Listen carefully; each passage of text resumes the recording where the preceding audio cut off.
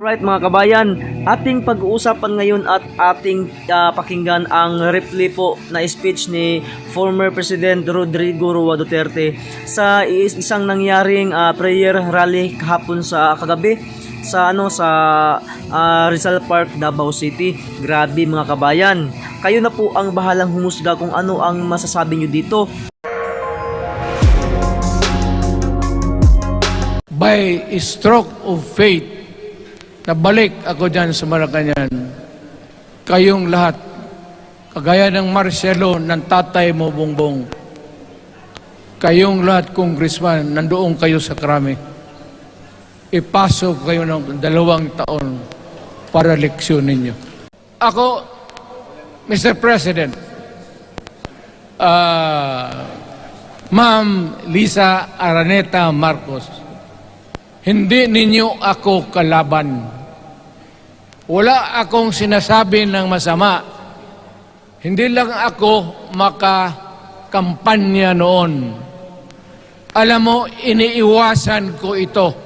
Itong panahon na ito talaga ang iniwasan ko kasi mapipilitan ako ngayon magsalita laban ng mga tao sa gobyerno. Alam mo, Mr. President, hindi ako maghingi ng tawad. Kagawan mo yan eh. It is your responsibility sa sarili mo. What you do in this world binds you. Iyo yan. Huwag mong sisihin ang ibang tao kasi sarili mong utak at katawan yan. Nung ako'y mayor, pinakitaan ako ng evidence ng PDEA. Doon sa listahan, nandoon yung pangalan mo. Ayaw kong sabihin yan kasi magkaibigan tayo. Kung hindi magkaibigan, magkakilala. Ikaw pumapasok kayo ng alanganin. Mr. President, baka susunod ka sa dinaanan ng tatay mo. Diyan ako takot. Ayaw ko mangyari sa iyo yan. Pabor lang, ako namang nagmamakaawa kasi it will divide the nation at madugo itong panahon na ito. Alam mo, Mr. President, sabihin ko maya sa tao kung ano ka. Noong unang panahon, hindi tayo puro Bisaya nagkita-kita doon sa Luzon. There was a community of Filipinos. Galing Visayas, galing Ilonggo, galing Waray, galing Mindanao, galing Hulo, galing Lanao, Cebu, Samar, at Taas, Pampanga, Apare. Nagkita-kita yung mga minono natin. Kasi hinawakan tayo ng Espanyol, pati Amerikano. Nung dumating ang panahon na tayo'y nagkaharap na, sabi ng mga lolo natin, ano ang gawain natin sa bayan natin? Pwede ba tayong magbarangay-barangay lang o magkaisa tayo? Di na bale, iba-iba ang salita natin. It was agreed by the Filipinos then of all walks of life, Mailocano, Cebuano, mga taga Mindanao, they agreed to form a constitution. Alam mo, yung constitution parang bahayan sa tao. May poste. Sabi natin, maggawa tayo ng magandang opisina where we can meet and talk about the destiny of this country. Doon, they agreed na may malaking bahay, may poste, mga malaking poste, at may mga muebles at kwarto, living rooms and all. Ang usapan na from time to time, lumalaki na ang bayan at magdagdag tayo ng mga opisina sa mga opisyal. Maganda yun. Bahay yun. Mga sahig, nandyan lahat. Na mesa, desks, chairs, and everything. Wala tayong pinag-usapan na sirain yung bahay na yun. It was intended for posterity at inabot sa atin yung konstitusyon na yan. Although it was amended and modified, but it is still the fundamental law since 1935 hanggang ngayon. At what keeps in Ilocano, Bisaya, Waray, Moro, bakit tayo nagkaisa? Magkaiba ang salita natin, ang pagkain, iba, ugali, iba. Bakit tayo andito ngayon? Dahil sa isang bahay. Yung bahay na yan, yung papel, the Constitution. Ngayon, ang Constitution is supposed to be a permanent thing. Ang batas na binigay ng Constitution sa Congress, sa lawmakers, they can make laws every day, modify, change it if they want, every week. Okay lang yan. Huwag ninyong pakialaman ang Constitution kasi yun ang bahay opisyal ng Pilipino.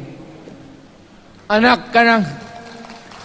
Bakit pumasok sa utak ninyo yung People's Initiative? Anong nakain ninyo? There's nothing wrong with the Constitution right now. The environment in the Philippines seems to be positive, okay. Wala namang problema. Araw-araw, nakikita tayo. Punta Maynila, marami akong kaibigan, mga brad ko, mga classmate ko. Okay ang buhay natin.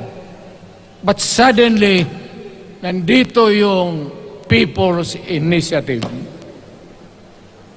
Alam mo, sa umpisa pa lang, nagdududa na ako. Bakit? People's Initiative manggaling sa tao. Dapat yan galing sa mga purok at doon sa barangay at doon sa DILG, ipasa nila sa syudad, sa probinsya, kung magkaletse-letse ang buhay na ito. Sabihin ko sa military, sirahan ninyo yung Congress. Magastos, nagbabayad tayo, nag-usik-usik sa kwarta. Sige, pamayad para People's Initiative. So, what is the motivation? Galing ba sa puso ng tao yung pinipirma niya? Hindi yung pirma niya yung petition para ito, kaming nagsipirma dito, pumayag na merong pagkaiba ngayon sa Constitution. Pirma lang, pati pera. Anong klase yung putang inang yun? Ganon na lang ang tingin ninyo sa Pilipino. Pagka ganon, maghiwalay-hiwalay na tayo.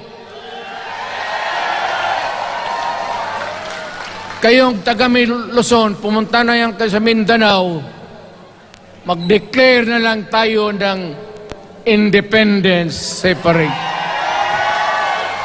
Bakit binababoy ninyo ang bayan natin? Ako naging presidente. Ako naging mayor. Ako naging congressman. Ang sinasabi ko sa inyo, putang ina.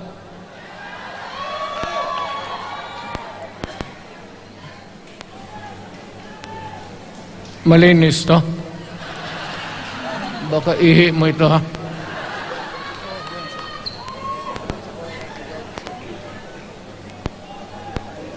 Kakaubos talaga ng laway itong...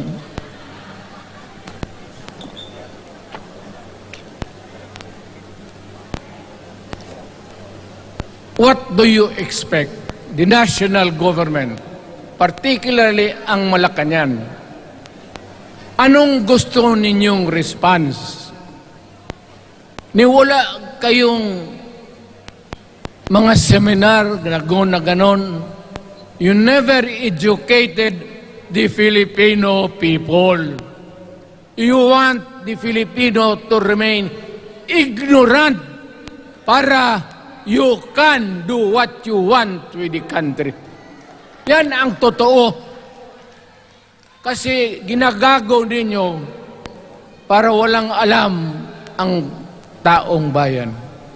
Well, kaming nakapag-aral at may alam kundi, hindi katanggap-tanggap yung ginagawa ninyo. Sa umpisa pa lang, binibili na ninyo yung signature ng Pilipino. Yun ba ang People's Initiative? You know, national, provincial, city, munisipyo, then the barangay. Yan ang echelons ng power sa gobyerno. Hindi naman ninyo gigamit ang barangay at binigyan mo ng 20 milyones isa't isa sa kanilang mga congressman. At binibili ang Pilipino. Alam ninyo kung ano yan? Kaluluwa ang ninyo ang binibili ng taong bayan. Hindi ako mapayag ng ganon. Nakapag-aral ako, hindi naman ako ignorante. Bakit ka mag-people's change? Ang problema ninyo, ganito. Hindi pa, pauna. Ang malas ng Pilipinas, every president, almost all, pag naupo na dyan sa Malacanang, walang ginagawa kung mag-isip ang mga putang ina kung paano pahabain ang termino nila. That's the problem. Bakit ganon kayo? Ang demokrasya may eleksyon. Para naman, tignan ninyo, Presidente Osmeña Bisaya, ang napaalaala ko pa, Garcia Bisaya, then Magsaysay Ilocano, then si Quirino Ilocano. Ganon dapat. Ang election is a cleansing process.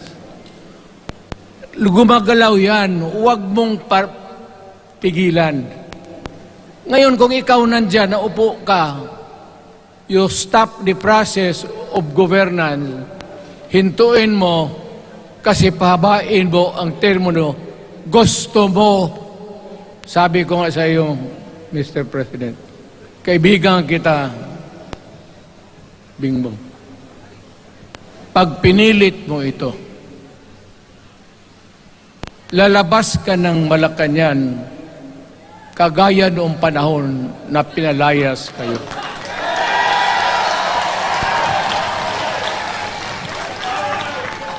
Alam ninyo, kung hindi na talaga ito mapigilan, nandyan ang military pati pulis, makinig kayo. Pag-aralan ninyo kung ano yung pinapakain nila sa taong bayan. At pagka nakita ninyo kung ano ang mali, you correct it. Nasa inyong kamay na yan. Ganito yung plano. Presidential, tapos parliament. Ang presidential, lahat kayo, ako, ikaw, lahat, hanggang doon, nagboboto, direct vote to elect a president. Itong parliament, prime minister lang ang magboto, yung mga assembly who are the congressmen now. Putang ina ninyo, wala akong tiwala sa inyo.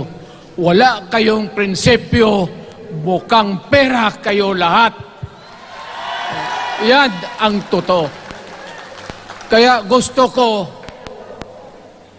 pag nagka-letse-letse nga, pumasok ang military, palitan ninyo lahat.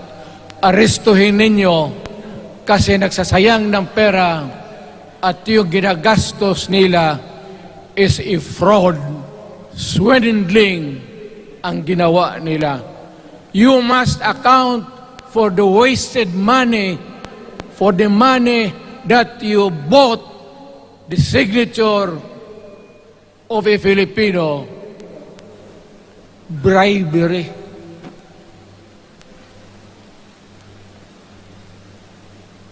Magdasal lang kayo. If by the grace of God, mabalik ako,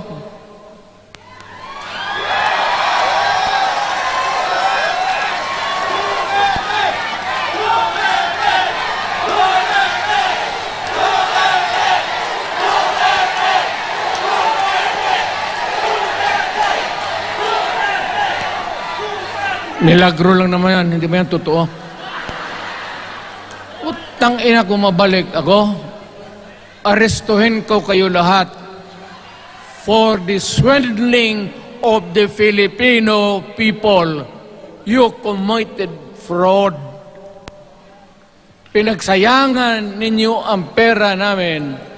People's Initiative does not involve buying the vote or the signature of the Filipino. Talagang mga wala kayong prinsipyo, mga putang ina ninyo. Yun naman, baski ano ka, diyan katagal ako, yan o. Yung sa likod ko, umupo ako diyan. Vice Mayor ako. Diyan, Mayor ako, pinakamatagal. Naging congressman ako. Presidente. Kayo, nagpasok sa Congress, eleksyon, nanalo, Seiko. So parang ganito, yung mga, para sa mga balaga, pati lalaki. Pasok niyan, Seiko. Paglabas niyan, pagkatapos, Rolex na. Pumunta ng Malacanang, nakatamaraw, paglabas niyan, nagka-Mercedes-Benz. Busog kayo lahat. Tingnan ninyo yung mga bahay noon ng mga congressman at tingnan ninyo ngayon kung ano kayaman sila, lalo na yung mga bahay nila sa Maynila.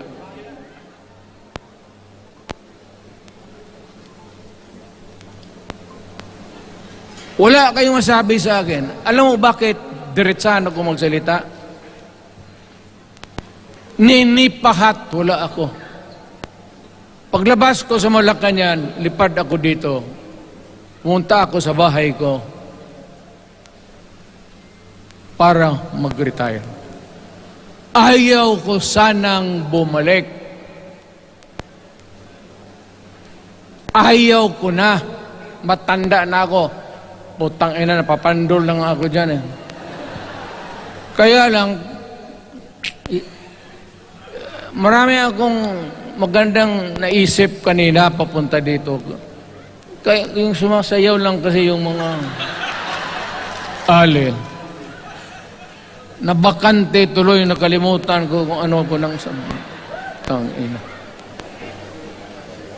Huwag kayong magpaloko. Alam mo, Parliament, ang ambisyon niyan, karamihan, galing kay Lisa Marcos pati kay Romualdez. Bongbong bangag yan.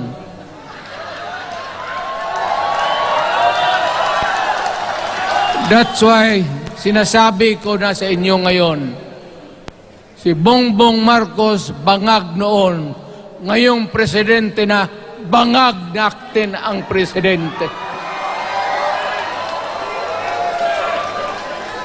Kayong mga military, alam ninyo yan. Lalo na yung nasa Malacanang. Alam ninyo, the armed forces of the Philippines, alam ninyo, may drug addict tayo na presidente, putang inang yan. Ayun ang, bakit ako nagkaroon ng kaso ng ICC? Sabi nila, pinapagpatay ko raw yung mga drug pusher at drug addict. Mabutit na lang, wala na ako sa pwesto, baka kasali ka pa. Now, Mr. President, pinilit ninyo kami. Kayo yung sa Bisaya, kinikitoy mo yung Pilipino. You are testing the waters. Not even. You are, pushing to the limits ang pasensya ng Pilipino. Wag na wag mong gawin yan. Wag mong gawin yan, wag mong ituluyan kaya magkagulo. Pag hindi namin napilitan kayo sa mga rallies, sa aming mga boses, ang sentimento namin, ako'y sinasabi ko sa military, nag-hemorrhage ang bayan, gastos dito ng gastos doon. Tapos kung mag-speech, ang pinag-usapan ang putang inang pobreng Pilipino. Gastos dito, gastos doon. Mga military, maawa kayo sa bayan. Pag hindi namin kaya, gawin na ninyo. Gawin ninyo, kawawa ang Pilipinas. Alam mo, Presidente, tapos mag-parliament, tumatakbo ng assemblyman o congressman niyan si Sandro, tapos ipasok nila sa assembly, gawain nilang prime minister. Yan nga ang sakit ng Pilipino. You want to perpetuate yourself in power at the expense ng buhay ng bayan. Mabuti sana kung bright kayo.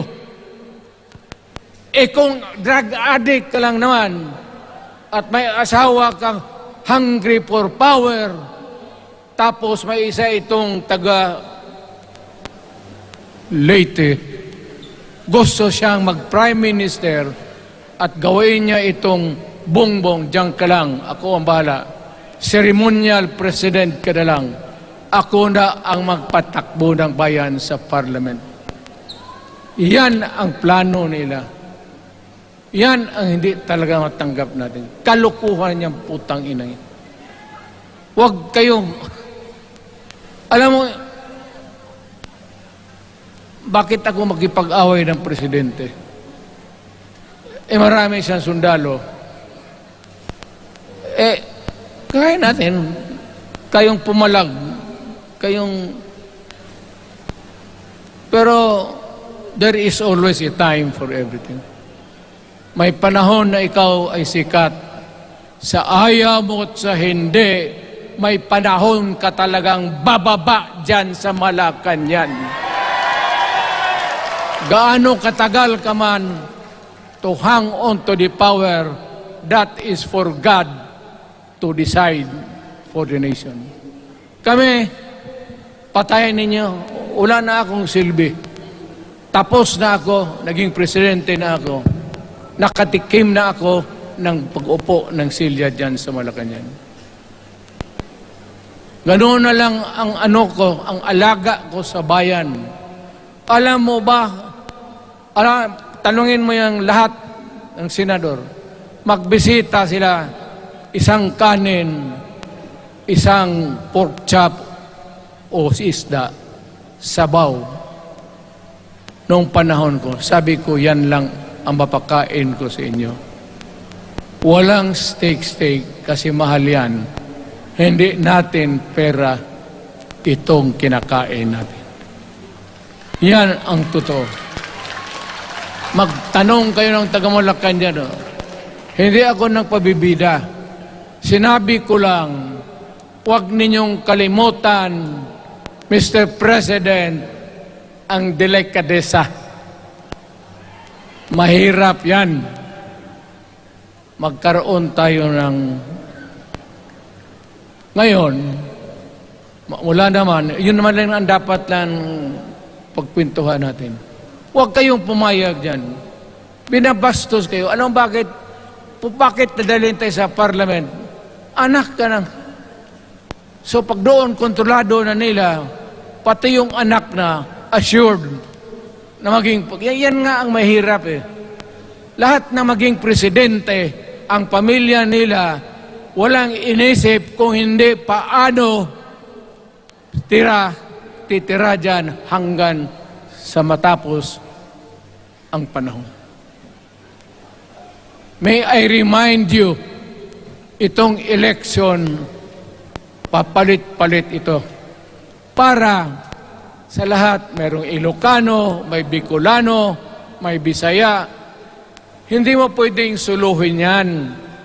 The election is a cleansing process. It does not,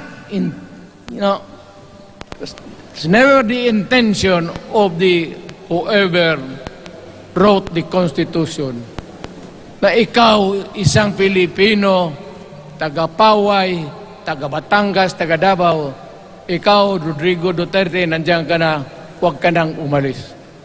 It was not the intention of the lawmakers.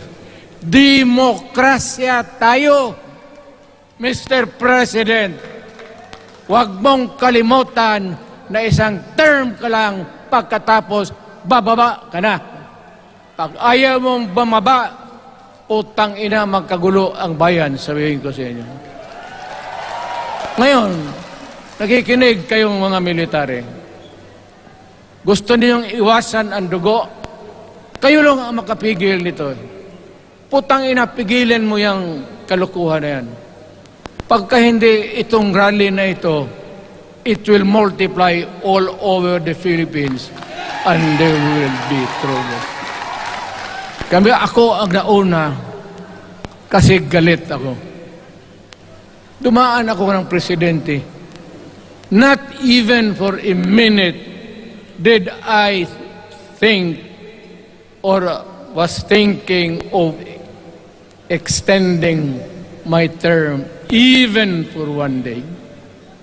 Nung natapos ako sa araw na yon, bumaba ako, sumakay ako, lumipad ako dito sa Davao.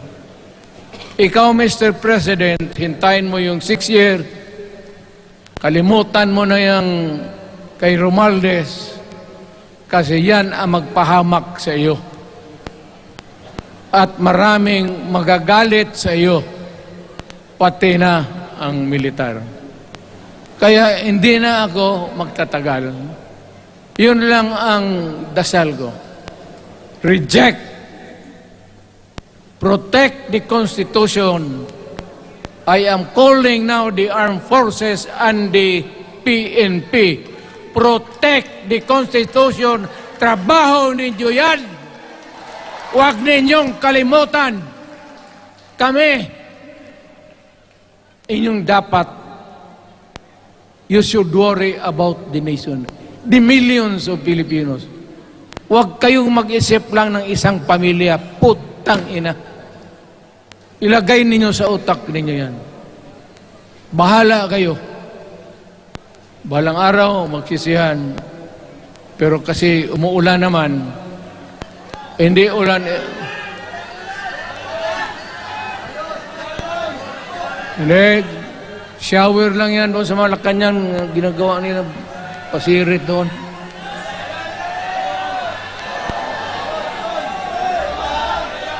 Wala naman rin akong masabi. Kasi hindi man ito eleksyon. Nakafocus lang ako sa People's Initiative and the way that they are handling the process of the People's Initiative. Ang nangyayari ngayon, hindi yan People's Initiative, kung hindi buying the people for their signatures. Pag-umpisa pa lang, bayaran na. At maniwala ka ng konstitusyon, lalabas yan maganda, kung pira-pirahin lang tayo. Balang araw, wala na ako sa buhay. Maybe 10 years, 5 years from now. You might want to change some provision. Yung sabi nila, the usual excuse is economic provisions lang ang aming pakialaman. Putang ina, huwag kayong maniwala dyan sa mga yawa na yan. Puro kasi sinungaling ang mga ulol. Alam mo, pag nagtawag ka ng Constitutional Convention through People's Initiative or when you open the Constitution, hindi mo pwedeng limitahan ang powers na yan. It's unlimited. Kung ano ang gawain nila at kung ano ang utos ng may pera, kung bayaran sila, ipagbili talaga tayo. Ipauhanin na lang ako, nagkangi ako ng may mga congressman dito. Ito yung matitino. Nandito si Congressman Alvarez. Pumunta talaga siya. Hindi mo kasi niya ako hinayaya. Kapupunta sana ako ng Tagum. Para lang Ako galit talaga. Bakit po putang ina? Siga. Bakit? Bisaya pa makumutan ko na imong naong. Magharap ka sa akin, ganoon ko yung mukha mo. Bakit? Bakit bigyan mong problema ang Pilipino? Ano ang kasalanan ng Pilipino at gumagastos kayo, binibili milyon ng milyon, kayong mga congressman, putang ina, istapa yan. Swindling yan. Kaya sabi ko, by a stroke of fate, nabalik ako dyan sa Malacanang, kayong lahat, kagaya ng Marcelo, ng tatay mo, Bongbong, kayong lahat, congressman, nandoon kayo sa Krame. Ipasok kayo ng 2 taon para leksyon ninyo.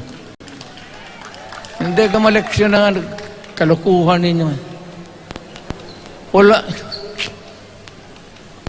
Hindi pa nga naayos ang kati. Ano bang, what's wrong with the Constitution? Tell me. Kung hindi yung inyong ambisyon. The real purpose itong constitutional changes sa People's Initiative is really to perpetuate those who are in power. Yan na lang ang ganyan ninyo. Marami akong sabihin, maybe kung patayin nila ako, putukin yung eroplano, wala na tayong magawa.